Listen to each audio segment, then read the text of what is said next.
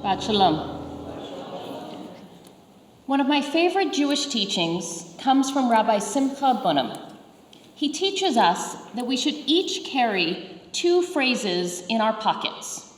One should read, "For me the world was created," and the other one, "I am but dust and ashes." Depending on the situation, we should take one or the other out to remind us of our place in the world. The challenge, says Rabbi Bunim, is knowing which one to reach for. I want you all to think for a moment of your favorite day. Maybe you got a promotion, you achieved a difficult goal, or you completed a challenging task. You hopefully felt justifiably proud of yourself for having achieved whatever success it was. Or in the famous words of Leonardo DiCaprio, you may have felt like the king of the world. It is in moments like these that Rabbi Bunim teaches us we should take out one of these passages. But which one? Our inclination is to remind ourselves in a moment when we are feeling high that the world was created for us, because indeed we feel as if it may have been. But this, he teaches, is the exact moment to pull from our pocket the passage that says, "I am but dust and ashes." For when we feel as if the world was indeed created for us is when we most need to be reminded of our smallness in the world. But conversely, on those days when we are feeling dejected and left behind, we must remind ourselves of God's unending love. It is on days when nothing seems to be going our way and we feel as if we were dust and ashes that we pull out the passage that reminds us that the world was created for us. Many people fall into trouble by reflecting on the wrong quote, by reminding ourselves that we are but dust and ashes when we already feel insignificant. We add to our feeling of unworthiness.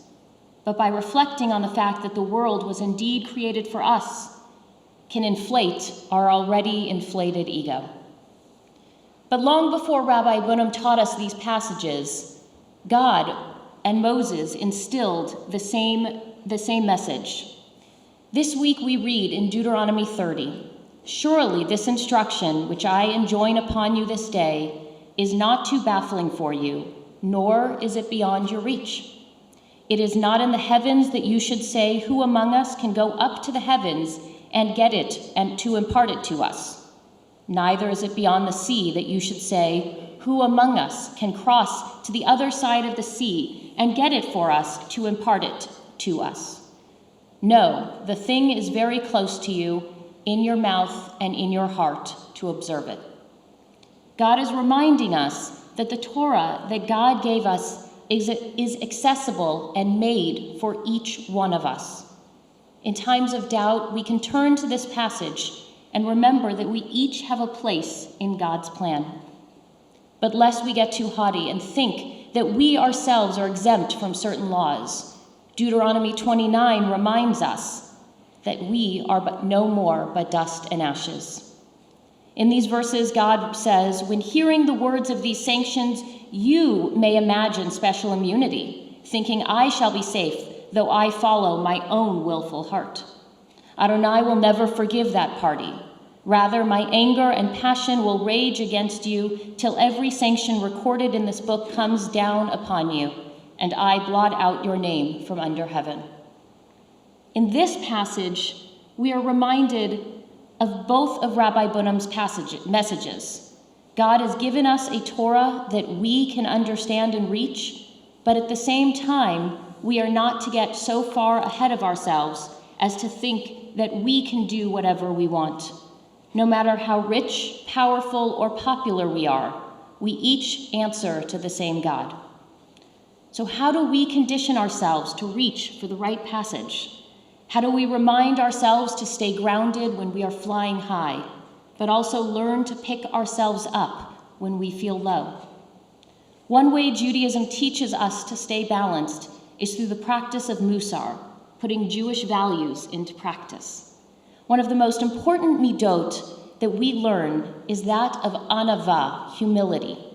The Jewish value of anava actually has a lot to say about staying balanced. It is not just about making sure we don't take up too much space.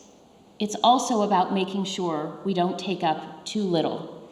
We are beautiful creations of God, and we do a disservice to God's beautiful creation by downplaying our own strengths and achievements.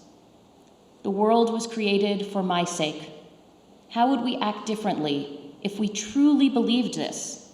Would we take extra risks in pursuing our dreams? Would we take time to appreciate the world around us and the people that are on the journey with us? Or would we act with hubris, assuming that if the world was created for us, then we are entitled to success? I am but dust and ashes. How would we act if we truly comprehended our smallness in the universe?